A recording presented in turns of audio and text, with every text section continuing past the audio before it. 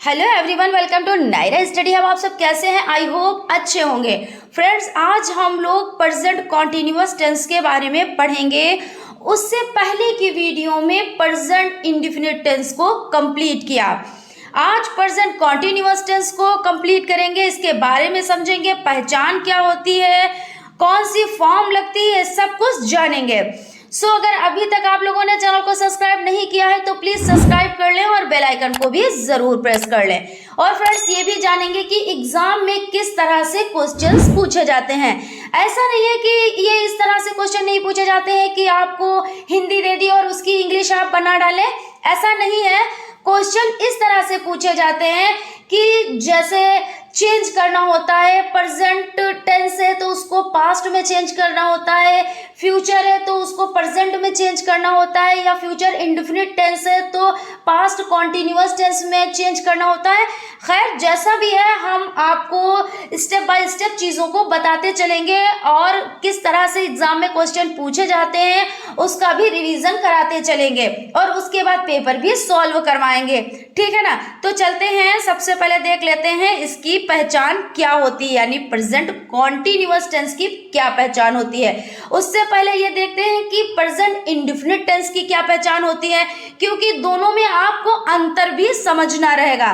तो present indefinite tense की पहचान की अगर बात करते हैं तो इसमें देखिए ता है, ती है, ते है, ये सब आते हैं। ठीक है ना? तो ये क्या हो जाते हैं? तो ये प्रेजेंट इंडेफिनिट टेंस की पहचान हो जाती है। अब बात करते हैं प्रेजेंट कॉन्टिन्यूअस टेंस की पहचान। तो इस टेंस में काम का जारी रहना पाया जाता है, परंतु काम की जारी रहने का समय नहीं दिया जाता है।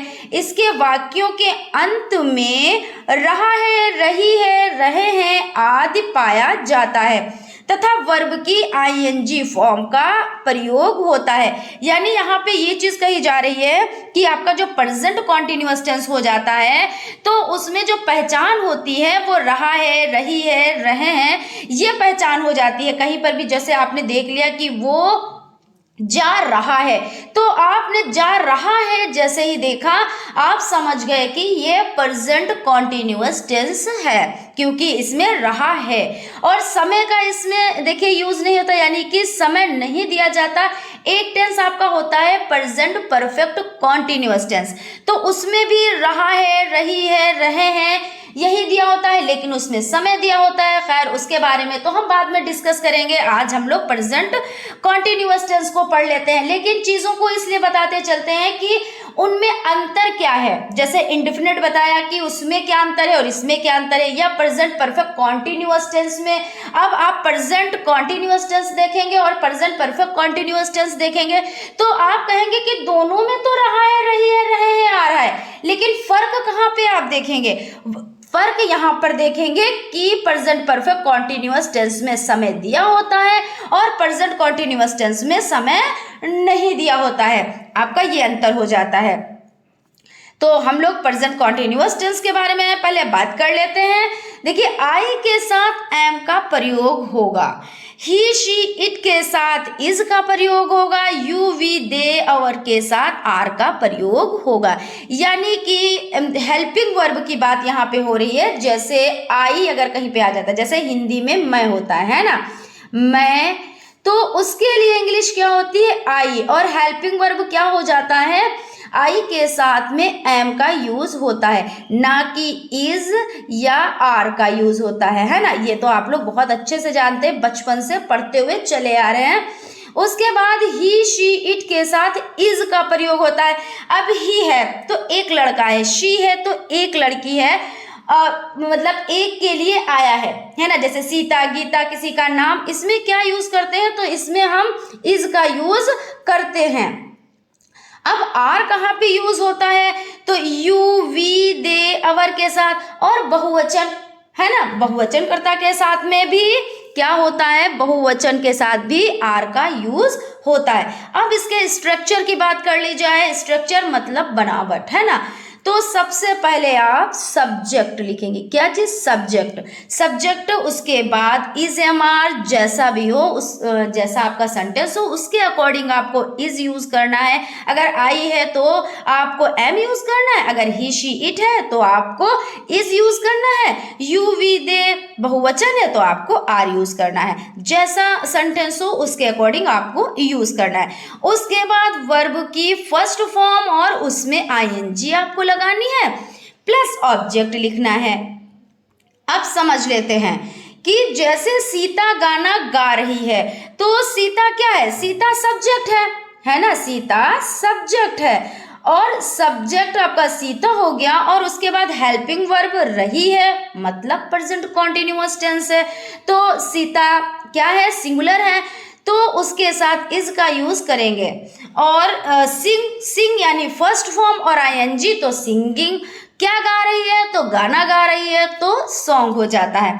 उसके बाद आपका एग्जाम्पल हो जाता है, मैं गोरखपुर जा रहा हूं। तो मैं के लिए आई का यूज करते हैं। अब आई के साथ आप इज और आर का तो नहीं यूज करेंगे क्योंकि होता ही नहीं है ये यूज। अब इसके साथ आप एम का यूज करेंगे। उसके बाद कहाँ जा रहे हो? तो जाने की मतलब गो। फिर कहाँ जा रहे हो? तो गोरखपुर, टू गोरखपुर, टू गोरखपुर, गोरखपुर। अब आप ये समझें कि इसमें जो क्वेश्चंस आते हैं वो कैसे आते हैं। ये आपका हो गया प्रेजेंट कॉन्टिन्यूअस टेंस। अब यहाँ पे आपका दे दिया जाएगा क्वेश्चन में कि चेंज। अब ये प्रेजेंट कॉन्टिन्यूअस टेंस है तो आपको पास्ट कॉन्टिन्यूअस टेंस में चेंज करना रहेगा, या पास्ट परफेक्ट टेंस है तो प्रेजेंट कॉन्टिन्यूअस टेंस में चेंज करना रहेगा। तो इस तरह से चेंज करना आता है, ठीक है ना। उसके बाद चलते हैं, देख लेते हैं, कार बहुत स्पीड में चल रही है। अब कार क्या है? कार सब्जेक्ट है ना। कार क्या है? कार सब्जेक्ट है और उसके बाद रही है मतलब प्रेजेंट कॉन्टिन्यूअस टेंस है, तो इसमें इज एम आर का यूज करेंगे। और कार कैसी है? एक है ना, तो इज का यूज करेंगे, हेल्पिंग वर्ब इज का यूज करेंगे। उसके बाद क्या है? चल रही है, तो अब कार ऐसा तो है नहीं ऐसे पैरों से चल रही है, वो तो पहियों से बहुत तेज स्पीड में चल रही है। तो क्या कर रही है? रन कर रही है। कहते नहीं गाड़ी कितनी तेज रन कर रही है, स्पीड में रन कर रही है, तो रन यहाँ पे आएगा और रन की आईएनजी फॉर्म तो रनिंग हो जाएगा। अब उसके बाद क्या है कि बहुत स्पीड में, तो यहाँ पे फुल स्पीड होगा, है ना। कहते नहीं कि 90 की स्पीड में चल रही थी, 80 की स्पीड में चल रही थी, तो मतलब फुल स्पीड में चल रही थी, तो वो चीज हो जाता है। तो फुल स्पीड यानी car is running at full speed, ये हो जाता है आपका। चलते हैं नेगेटिव सेंटेंस की तरफ। अब अभी तक हम लोग कौन से जो सेंटेंस थे वो कौन से पढ़ रहे थे? मतलब प्रेजेंट कॉन्टिन्यूअस टेंस तो पढ़ रहे थे, लेकिन कौन से? तो अफर्मेटिव सेंटेंस। कैसे? अफर्मेटिव का मतलब क्या होता है? जिसमें नॉट यानी नहीं होता है, नहीं होता है।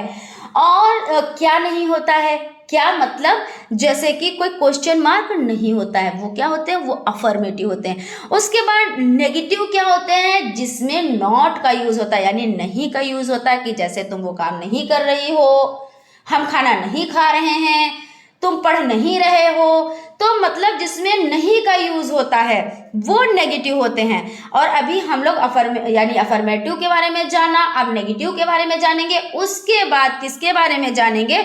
उसके बाद इंट्रोगेटिव सेंटेंस के बारे में जानेंगे। आप लोगों को नाम बहुत अच्छे से याद रखने हैं, इसमें कंफ्यूजन नहीं आप लोगों को रखनी है बिल्कुल भी, क्योंकि ऐसे भी आते हैं कि ये इंट्रोगेटिव है तो इनको नेगेटिव में चेंज करो, या नेगेटिव है तो अफर्मेटिव में चेंज करो, या अफर्मेटिव है तो इंट्रोगेटिव में चेंज करो। मतलब सपोज करो कि मतलब कुछ भी क्वेश्चन आपसे घुमा फिरा के पूछ सकते हैं। मगर पूछेंगे आपके सिलेबस से ही, ऐसा नहीं है कि बाहर से आपसे पूछ लिया, क्योंकि कुछ बच्चे ऐसा भी कहते हैं नहीं बाहर से आ गया था, पता नहीं कहाँ से आ गया था। ऐसा कभी भी नहीं होता है, जितना सिलेबस है वहीं से आता है। बस ये है स्टडी, कोई डीप स्टडी करता है यानी चीज़ों को बहुत बारीकी से समझता है, और कुछ लोग ऐसे होते हैं सरसरी नज़र से पढ़ते हैं, तो जो उसकी बारीकियां होती हैं वो बारीकियां नहीं समझ पाते, और जब बारीकियां नहीं समझ पाते और पूछा इसमें जो आपका जो डीएलएड हो जाता है उसमें आपकी चीज़ें कैसी पूछी जाती है, तो बारीकी से पूछी जाती हैं, तो बस वहीं पे थोड़ी सी दिक्कत आ जाती है, ठीक है ना। तो हम लोग नेगेटिव सेंटेंस को समझ लेते हैं। सबसे पहले आपका हो जाता है सब्जेक्ट, उसके बाद इज एम आर, जैसा भी आपका सेंटेंस हो उस तरह से, जैसे आप भाई अगर किसी का नाम है ही शी इट है तो आपको इज का यूज करना है, आई है तो एम का यूज करना है, और यू वी दे बहुवचन है तो आर का यूज कर देना है। हेल्पिंग वर्ब के तुरंत बाद आपको नॉट का यूज करना है ना। उसके बाद वर्ब की फर्स्ट फॉर्म प्लस ऑब्जेक्ट। अब देखिए इसमें बहुत ज़्यादा कोई चेंजिंग नहीं है, सिर्फ आपके जो हेल्पिंग वर्ब है, हेल्पिंग वर्ब के तुरंत बाद आपको नॉट लगा देना है। आपको ये स्ट्रक्चर अच्छे से पता होगा तो आप लोग बहुत अच्छे से कर पाएंगे। तो यहाँ पे है मीना और रीना गीत गा, यानी गीत नहीं गा रही हैं, तो मीना और एंड रीना इतना तो आपका हो गया, यानी आपका सब्जेक्ट हो गया। अब उसके बाद क्या नहीं कर रही हैं, क्योंकि ये कितने लोग हैं, ये 2 लोग हैं, मीना और रीना है ना, तो यहाँ पे हेल्पिंग वर्ब जो है तो क्या होगा, अगर सिर्फ मीना होती या सिर्फ रीना होती तो क्या होता, तब इज का यूज होता, लेकिन यहाँ पे 2 लोग हैं तो आर का यूज होगा। उसके बाद हेल्पिंग वर्ब के तुरंत बाद नॉट का यूज होगा, और उसके बाद वर्ब की फर्स्ट फॉर्म यानी गाने की फर्स्ट फॉर्म, जैसे जो गा रहा है वो सिंग होता है, और जिसको गाया जा रहा होता है, जैसे कहते हैं नहीं जो लाइनें गाई जाती हैं उसको सॉन्ग कहते हैं ना, कहते हैं वो गाना गा रहा है। अब इसमें बड़ी कंफ्यूजन होती है लोगों को, जैसे खाना खा रहा है तो खाना खाना 2 होती, तो एक ईट होता है एक फूड होता है, ऐसे ही सिंगिंग सॉन्ग गाना गाना, तो एक गाना गा रहा है और एक गाना होता है जो लाइनें होती हैं, तो इस तरह से हो जाता है। तो सिंगिंग ए सॉन्ग ये हो गया, यानी कि सब्जेक्ट के बाद हेल्पिंग वर्ब के तुरंत बाद नॉट, उसके बाद वर्ब की फर्स्ट फॉर्म में आईएनजी प्लस आपका ऑब्जेक्ट हो जाता है। तो Meena and Reena are not singing a song. यहाँ पे देख लेते हैं सीता स्कूल नहीं जा रही है, तो सीता देखिए क्या है, सीता स्कूल नहीं जा रही है, तो सीता एक है, Sita is not going to school, यानी सीता एक है ना, तो इसके साथ इज ही का यूज होगा ना। उसके बाद हेल्पिंग वर्ब के तुरंत बाद नॉट का यूज होगा, गोइंग टू स्कूल हो जाएगा। तो अब आप लोगों की समझ में आ गया होगा कि नेगेटिव सेंटेंस जिसमें नॉट का यूज होता है यानी नहीं का यूज होता है वो नेगेटिव हो जाते हैं। अब इंट्रोगेटिव सेंटेंस की तरफ चलते हैं। इंट्रोगेटिव सेंटेंस यानी जिसमें क्वेश्चन मार्क होता है, जैसे आपसे कोई क्वेश्चन कर रहा है, वो क्या होते हैं, वो इंट्रोगेटिव होते हैं। इंट्रोगेटिव को चेंज करना आ जाता है, इनको नेगेटिव में चेंज करें या अफर्मेटिव में चेंज करें, या अफर्मेटिव है तो नेगेटिव में चेंज करें या इंट्रोगेटिव में चेंज करें, इस तरह से। तो इसमें सबसे पहले जो इंट्रोगेटिव सेंटेंस होता है तो उसमें क्या करते हैं कि जो आपका स्ट्रक्चर हो जाता है, तो सबसे पहले हेल्पिंग वर्ब का यूज करते हैं। पहले देखिए जो और सेंटेंस थे उसमें हम लोगों ने किसका यूज किया, सब्जेक्ट का यूज किया, लेकिन इसमें क्या होगा यानी इंट्रोगेटिव सेंटेंस में क्या होगा, सबसे पहले हेल्पिंग वर्ब का यूज होगा, उसके बाद वर्ब की आईएनजी फॉर्म प्लस ऑब्जेक्ट, है ना, यही तो है।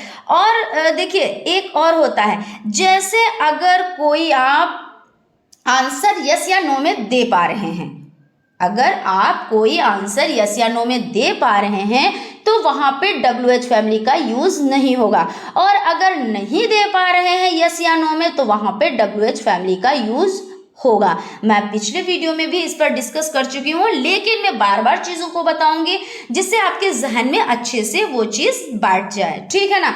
तो WH फैमिली किसको कहते हैं, तो WH फैमिली जो WH से स्टार्ट होती है, यानी जैसे आपका व्हाट हो गया, क्या बीच में अगर आता है तो व्हाट, और उसके बाद देखिए और भी जैसे वेयर व्हेन, ये सब आपके क्या हो जाते हैं, तो ये आपके WH फैमिली हो जाती है। तो इसमें क्या होता है, जैसे हम एक बार और से अच्छे से समझ लेते हैं कि अगर आपसे कोई क्वेश्चन करता है कि क्या आपने खाना खाया, तो आप उसका आंसर कैसे दे सकते हो, यस या नो में, है ना। ऐसे तो दे सकते हो कि हाँ भाई खा लिया, नहीं नहीं खाया, या आप सीधा से हिला सकते हो यस या नो में, है ना। तो मतलब यहाँ पे क्या होगा, यहाँ पे WH फैमिली का यूज नहीं होगा। लेकिन अगर हम आपसे पूछें कि आपने क्या पढ़ा है, अब हमने ये तो नहीं पूछा है क्या आपने पढ़ा है, हमने पूछा है आपने क्या पढ़ा है। जो चीज आपने पढ़ी है आपको वो चीज़ बतानी है कि भाई हमने नॉवेल पढ़ी है, हमने DLED सेकेंड सेमेस्टर का पढ़ा है, हमने DLED सेकेंड सेमेस्टर का साइंस सब्जेक्ट पढ़ा है या इंग्लिश सब्जेक्ट पढ़ा है, तो आपको चीज़ें बतानी रहेगी। तो यहाँ पर क्या होगा, यहाँ पर WH फैमिली का यूज़ होगा। WH फैमिली जैसा कि अभी हम बता चुके हैं कि WH फैमिली होती है वाट, वेयर, है ना। इस तरह से जो भी क्वेश्चन कब, कहाँ, कैसे, क्यों, ये जो क्वेश्चन पूछे जाते हैं उनको WH फैमिली कहा जाता है। तो अब एग्जाम्पल से समझ लेते हैं। एग्जाम्पल आपका हो जाता है मीना और रीना गीत नहीं गा रही हैं। तो मीना एंड रीना, यहाँ पे देखिए ये आपका हो जाता है, यहाँ पे एग्जाम्पल नेगेटिव सेंटेंस में हो जाता है। यहाँ हम लोग इंट्रोगेटिव सेंटेंस को समझ रहे थे, है ना। तो ये, लेकिन इसको कंप्लीट कर दें एक बार जब पढ़ ही चुके हैं। तो मीना और रीना गीत नहीं गा रहे, तो Meena and Reena are not singing a song, जो हम लोग अभी पढ़ चुके हैं। और हम लोग किसके बारे में डिस्कस कर रहे हैं, इंट्रोगेटिव सेंटेंस के बारे में। तो इसमें क्या हो जाता है, इसमें स्ट्रक्चर की तो बात कर ही चुके हैं, प्लस इसके रूल्स की भी बात, मतलब रूल्स यही, स्ट्रक्चर बनावट रूल्स यही होता है। और ये भी जान चुके हैं कि WH फैमिली क्या होती है और कहाँ पे यूज़ की जाती है, कहाँ पे यूज़ नहीं की जाती है, ठीक है। तो जैसे वह क्या कर रहा है, वो क्या कर रहा है, तो आप यहाँ पे यस या नो में आंसर नहीं दे सकते। क्या कर सकते हैं, यस या नो में आंसर नहीं दे सकते। अब वो क्या कर रहा है वो आपको बताना है ना। तो अब आपको WH फैमिली का यूज़ करना है, तो वह, तो इसके लिए तो आपको ही का यूज़ करना है। लेकिन कैसे यूज़ करना है ये समझ लेते हैं। तो सबसे पहले जो अगर WH फैमिली का है तो WH फैमिली यूज़ करेंगे। तो क्या के लिए वाट यूज़ करते हैं, तो ये यूज़ करेंगे। उसके बाद हेल्पिंग वर्ब ISMR यूज़ करेंगे। तो यहाँ पे वह एक लड़का है, एक लड़का है, देखिए यहाँ पे समझिए। तो एक लड़के के लिए क्या यूज़ करेंगे हेल्पिंग वर्ब में, तो इज यूज़ करेंगे, है ना। फिर उसके बाद वह लड़का है तो ही यूज़ करेंगे। कर रहा है, करने की तो डू, और उसमें ING यानी व्हाट इज ही डूइंग। उसके बाद क्वेश्चन हो जाता है क्या मैं एक पत्र लिख रहा हूं। तो अब आप किसी से पूछ रहे हो क्या मैं एक पत्र लिख रहा हूं, तो अगर आप लिख रहे हैं तो कोई आपको बता देगा हाँ, नहीं लिख रहे हो तो बता देंगे नहीं। तो इसमें क्या है, यस या नो में आंसर दे सकते हैं। तो यहाँ पर WH फैमिली का यूज नहीं होगा। और जब WH फैमिली का यूज नहीं होगा तो क्या करेंगे, तो सब्जेक्ट को हेल्पिंग वर्ब और हेल्पिंग वर्ब को सब्जेक्ट में चेंज कर देंगे, यानी उसकी जगह को चेंज कर देंगे।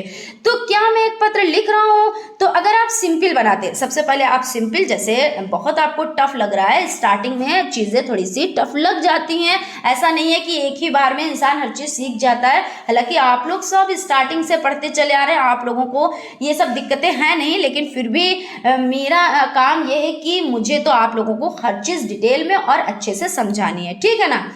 तो देखिए सबसे पहले सिंपल सा बना लेते हैं। तो मैं एक पत्र लिख रहा हूं, तो अगर मैं एक पत्र लिख रहा हूं तो क्या बनाओगे, तो I am writing a letter, ऐसे ही तो लिखेंगे, राइटिंग और ए लेटर। अब इसको क्या कर देंगे, अब हम इसको प्रश्नवाचक में बदल देंगे, है ना। तो जो सब्जेक्ट है वो हेल्पिंग वर्ब हो जाएगा और जो हेल्पिंग वर्ब है वो सब्जेक्ट हो जाएगा। तो यहाँ पे एम और आई हो जाएगा, है ना, एम आई हो गया और उसके बाद राइटिंग अ लेटर हो गया। तो आप लोगों को कितना इजी लगा होगा कि इसमें कोई ज़्यादा टेंशन की कोई बात नहीं, ज़्यादा झंझट भी नहीं है। आपने इस तरह से किया और आपका सॉल्व हो गया। उसके बाद आप देखिए तुम क्या कर रहे हो। अब यहाँ पे क्या है कि तुम क्या कर रहे हो, जो भी कर रहे हो वो बताओ, वो बताना पड़ेगा। आप पढ़ रहे हो, लिख रहे हो, घूम रहे हो, टहल रहे हो, सो रहे हो, गा रहे हो, कुछ भी कर रहे हो, बातें कर रहे हो, तो वो आपको बतानी रहेगी। अब यहाँ पे हम ये पूछते अगर क्या तुम कर रहे हो, या क्या तुम खा रहे हो, क्या तुम पढ़ रहे हो, क्या तुम सो रहे हो, तो आप कहते हैं ऐसे करके से ज़्यादातर लोग करते हैं कि क्या बात, क्या कर रहे हो, तो ठीक ऐसे करके कह नहीं देते, तो वहां पे यस या नो में आंसर दे सकते हैं। लेकिन यहाँ पे यस या नो में आंसर नहीं दे सकते हैं। किस में नहीं दे सकते? यस या नो में आंसर नहीं दे सकते हैं। यहाँ पे हमको उसकी इंग्लिश लिखनी रहेगी। तो क्या हो जाता है, सबसे पहले जो इंग्लिश यानी WH फैमिली का यूज करना है, सबसे पहले हम WH फैमिली का यूज करेंगे। उसके बाद हेल्पिंग वर्ब का यूज करेंगे। अब तुम के लिए क्या यूज करेंगे? तुम तो यू, और यू के लिए क्या यूज करेंगे? तो आर ही तो यूज करेंगे। तो हेल्पिंग वर्ब आपका आर हो जाता है। और उसके तुरंत बाद आप सब्जेक्ट का यूज कर दें, यानी कि यू का यूज कर दें। और उसके बाद डूइंग मतलब डू और ING, तो डूइंग ये हो जाता है। और यहाँ पे देखिए अभी हम लोग यही तो पढ़ रहे हैं, प्रश्नवाचक वाक्य WH plus ISMR plus subject plus अगर नॉट है तो नॉट में भी आप ऐसे ही कर दीजिए। नॉट देखिए सब्जेक्ट के तुरंत बाद लगता है, अगर नॉट वाला आ गया, जैसे इंट्रोगेटिव सेंटेंस भी है प्लस उसमें नेगेटिव भी है, क्योंकि ऐसा भी सेंटेंस आ जाता है कि जिसमें क्वेश्चन कर रहे हैं और नॉट का यूज भी कर रहे हैं, तो वहां पे कोई टेंशन की बात नहीं, स्ट्रक्चर वही रहेगा, सिर्फ आपका सब्जेक्ट के बाद नॉट लग जाएगा। अगर नॉट है तो नॉट लगाओ, नहीं है तो नहीं लगाओ, बाकी स्ट्रक्चर वैसा ही रहेगा। तो आई होप आप लोगों को चीज़ें अच्छे से समझ में आई होंगी। प्रेजेंट कॉन्टिन्यूअस टेंस बहुत ही अच्छे से समझ में आया होगा। इसकी पहचान क्या हो जाती है, रहा है, रही है, रहे हैं, ये सब हो जाते हैं। और इसमें समय नहीं दिया होता है, ये इसलिए मैं बार बार बता रही हूँ क्योंकि अभी आपको एक टेंस पढ़ना है, प्रेजेंट परफेक्ट कॉन्टिन्यूअस टेंस, उसमें भी पहचान रहा है, रही है, रहे हैं होगी। तब आप कंफ्यूज होंगे कि मैडम ने अभी इसमें पढ़ाया था रहा है, रही है, रहे, प्रेजेंट कॉन्टिन्यूअस टेंस में अब इसमें पढ़ा रहे हैं प्रेजेंट परफेक्ट कॉन्टिन्यूअस टेंस में भी यही पहचान बता रहे हैं। तो मैं यही बता रही हूँ कि इसमें क्या होता है, समय नहीं दिया होता है और उसमें समय दिया होता है। और समय के लिए जैसे कहते हैं इतने बजे से, तो उसके लिए भी क्या यूज करते हैं, ये सब चीजें हम डिस्कस करेंगे, ठीक है ना। तो आई होप आप लोगों को चीजें अच्छे से समझ में आ गई होंगी। अब हम लोग देख लेते हैं, हमने सोचा कि आप लोगों को कम से कम 2 टेंस तो बनवाए ही जाएं, क्योंकि टाइम बहुत कम बचा हुआ है और आपको सारी चीज़ें कवर करानी है। क्योंकि देखिए आपकी ग्रामर भी हो जाती है प्लस क्वेश्चंस आंसर, जैसे जो आपके डॉक्टर वेस्ट मैथड, ये सारे मैथड हो जाते हैं, इन पर भी डिस्कस करनी है। प्लस और भी चीज़ें हैं जो जैसे मॉडल पेपर है, सॉल्व पेपर है, ये सब पर हम लोगों को डिस्कस करनी है। तो इसलिए टाइम बहुत कम बचा है, तो मैंने सोचा कि कम से कम 2 टेंस तो साथ में लेकर ही चलें, है ना। तो समझ लेते हैं, क्योंकि एक ही जैसे बहुत ज़्यादा चेंजिंग नहीं है इसमें, तो देख लेते हैं, आप लोग कंफ्यूज नहीं होंगे। तो इसमें देखिए पहला हम लोगों ने कौन सा टेंस पढ़ा, तो पहला प्रेजेंट इंडेफिनिट टेंस, फिर दूसरा प्रेजेंट कॉन्टिन्यूअस टेंस, अब पढ़ेंगे present perfect tense. Present perfect tense की क्या पहचान हो जाती है, इस टेंस से यह पता चलता है कि काम अभी अभी समाप्त हुआ है। इस टेंस की क्रियाओं के अंत में चुका है, चुके हैं, चुका हूं आदि शब्द आते हैं। यानी क्या कहने का मतलब है कि अभी अभी काम समाप्त हुआ है, चल रहा था मगर बस अभी, जैसे हमने अभी आपको क्या किया, प्रेजेंट कॉन्टिन्यूअस टेंस पढ़ाया, ठीक है। अब क्या है, अभी अभी तो मैंने पढ़ाया ना, अभी अभी मैं कर चुकी, तो ये किस में आ जाता है, तो प्रेजेंट परफेक्ट टेंस में आ जाता है। इसमें पहचान हो जाती है, चुका है, चुकी है, चुके हैं, ये सब हो जाते हैं। अब रूल्स की बात करें, यानी इसके स्ट्रक्चर बनावट की बात करें, तो सबसे पहले सब्जेक्ट, जो कि सब में लगता है सब्जेक्ट, तो सब्जेक्ट हो जाता है। अब इसमें देखिए इज एम आर का यूज नहीं होगा, अब इसमें होगा हैज या हैव का यूज। जैसे आपका सेंटेंस होगा उस अकॉर्डिंग आपका हैज या हैव लगेगा, ये भी अभी डिस्कस करेंगे कहाँ पर हैज लगेगा और कहाँ पर हैव लगेगा। उसके तुरंत बाद आपकी वर्ब की थर्ड फॉर्म लगेगी। अभी तक क्या लग रही थी, फर्स्ट फॉर्म लग रही थी। देखिए प्रेजेंट इंडेफिनिट टेंस में वर्ब की फर्स्ट फॉर्म के साथ एस लग रहा था। उसके बाद प्रेजेंट कॉन्टिन्यूअस टेंस में फर्स्ट फॉर्म के साथ आईएनजी फॉर्म लग रही थी ना। अब आपकी देखिए फर्स्ट फॉर्म नहीं, अब आपकी थर्ड फॉर्म लगेगी। जैसे आपका हो जाता है, देखिए थर्ड फॉर्म प्लस ऑब्जेक्ट हो जाता है। अब पॉजिटिव सेंटेंस यानी जो सिंपल टेंस जिसमें ना तो नहीं का यूज है ना तो क्वेश्चन मार्क, तो ये आपके क्या है, पॉजिटिव सेंटेंस हो जाते हैं। श्याम ने गाना गाया है। अब आप कैसे पहचानोगे कि ये आपका प्रेजेंट परफेक्ट टेंस है, तो किस तरह से पहचानोगे, क्योंकि गाया है, अभी अभी वो गा चुका है, बिल्कुल अभी अभी गा चुका है ना। तो श्याम हैज संग ए सॉन्ग, तो श्याम आपका सब्जेक्ट हो जाता है, हेल्पिंग वर्ब क्योंकि गाया है ये प्रेजेंट परफेक्ट टेंस हो जाता है, तो इसमें हैज या हैव का यूज करते हैं। तो अगर एक वचन है जैसे ही शी इट है या श्याम सीता गीता किसी का नाम है तो उसके साथ हैज का यूज करते हैं। अगर यू वी दे ये सब आ जाता है, बहुवचन आ जाता है, तो उसके साथ क्या यूज करते हैं, तो हैव का यूज करते हैं। उसके बाद वर्ब की थर्ड फॉर्म लगाते हैं। अगर फर्स्ट फॉर्म की बात की जाए तो यहाँ पे सिंग हो जाता है, लेकिन लगाएंगे यहाँ पे कौन सी फॉर्म, तो थर्ड फॉर्म लगाएंगे, तो यहाँ पे संग हो जाता है। संग ए, अब गाने का क्या होता है, तो सॉन्ग होता है, तो संग ए सॉन्ग यानी श्याम है संग ए सॉन्ग। मैंने आज एक चोर पकड़ा, यानी मैंने के लिए तो आई हो जाता है। अब यहाँ पे एम नहीं है, अब यहाँ पे एम का यूज नहीं करना है, क्योंकि आपने अभी अभी चोर को पकड़ा, अभी की बात हो रही कि आप समाप्त कर चुके हैं लेकिन प्रेजेंट में ही अभी कर रहे थे, है ना। तो मैंने आज एक चोर पकड़ा, आज ही पकड़ा है ना, तो आपने पहचान लिया कि ये प्रेजेंट परफेक्ट टेंस हो जाता है। तो आई के साथ अब बताओ हैज का यूज होगा कि हैव का यूज होगा, तो भाई यहाँ पे हैव का यूज होगा। क्यों यूज होगा, क्योंकि ही शी इट एक वचनकर्ता के साथ हैज का यूज होगा, यू वी दे आई के साथ में हैव का यूज होगा। यहाँ पे एम वाली प्रक्रिया खत्म हो चुकी है तो हैव का यूज होगा। अब यहाँ पे कट यानी थर्ड फॉर्म हो जाएगा। ए थीफ कब पकड़ा है, तो देखिए थीफ मतलब चोर हो जाता है, चोर को पकड़ा है, और कब पकड़ा है, तो आज ही तो पकड़ा है, तो टुडे। तो इस तरह से ये आपका हो जाता है। तुम नया कंप्यूटर खरीद चुके हो, यानी अभी अभी आपने खरीदा है, अभी अभी आपने वो काम समाप्त किया है, तो ये किस में हो जाएगा, तो ये प्रेजेंट परफेक्ट टेंस में हो जाएगा। तो इसको समझ लेते हैं। तुम के लिए क्या यूज करेंगे, यू, है ना, तुम की इंग्लिश यू हो जाती है। उसके बाद हेल्पिंग वर्ब क्या हो जाता है, बाय हैज या हैव, तो यू वी दे के साथ तो हैव का यूज करेंगे, तो यहाँ पे हैव हो जाएगा। थर्ड फॉर्म का यूज करेंगे तो बॉट हो जाएगा। फिर उसके बाद क्या खरीदा है, नया कंप्यूटर खरीदा है, तो अ न्यू कंप्यूटर, क्योंकि एक नया कंप्यूटर इसने खरीदा है तो न्यू कंप्यूटर। तो इस तरह से चीजें हो जाती हैं। आई होप आप लोगों को अच्छे से समझ में आ रहा होगा। वह ईमेल कर चुकी है, तो she has written an email, यानी वह कर चुकी है, तो चुकी है यहाँ से समझ आ जाता है। अगर चुका होता तो क्या होता, तो लड़का होता, चुकी है तो क्या है, लड़की है, तो लड़की के लिए क्या यूज करते हैं, शी यूज करते हैं। और एक लड़की है तो हैज का यूज करेंगे, है ना, एक लड़की है तो हैज का यूज करेंगे। और उसके बाद क्या है, तो ईमेल कर चुकी है, तो ईमेल को भाई पहले लिखना भी तो पड़ता है, तो रिटन हो जाता है, यानी थर्ड फॉर्म हो जाती है।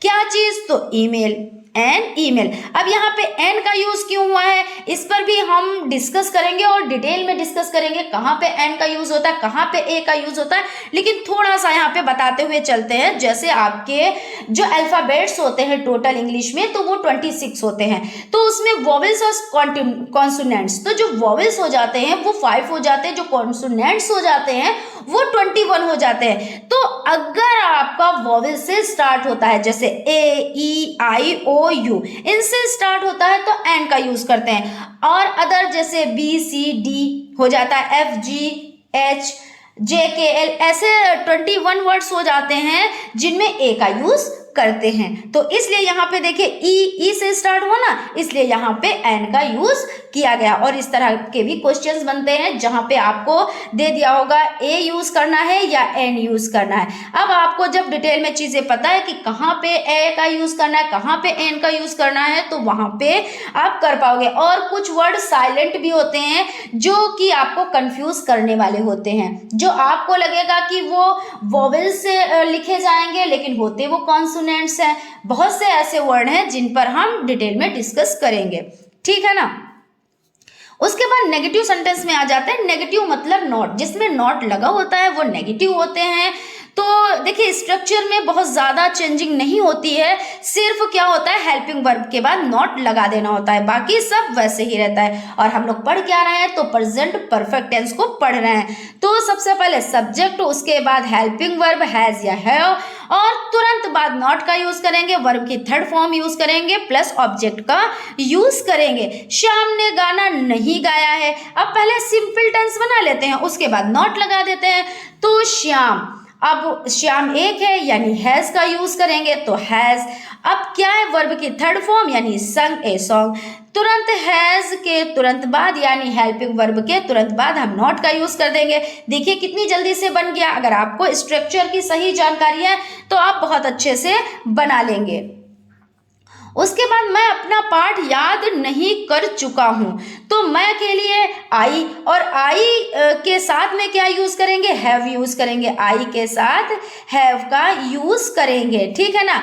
अब यहाँ पे not learn my lesson, learn की थर्ड फॉर्म लर्न हो जाती है, और किसका लेसन में, अपना पाठ, तो माई लेसन, तो यहाँ पे हो जाता है। तो इस तरह से आपके नेगेटिव सेंटेंस भी कंप्लीट हो जाते हैं। उसमें क्या करना है, स्ट्रक्चर में सिर्फ हेल्पिंग वर्ब के बाद नॉट का यूज कर देना है।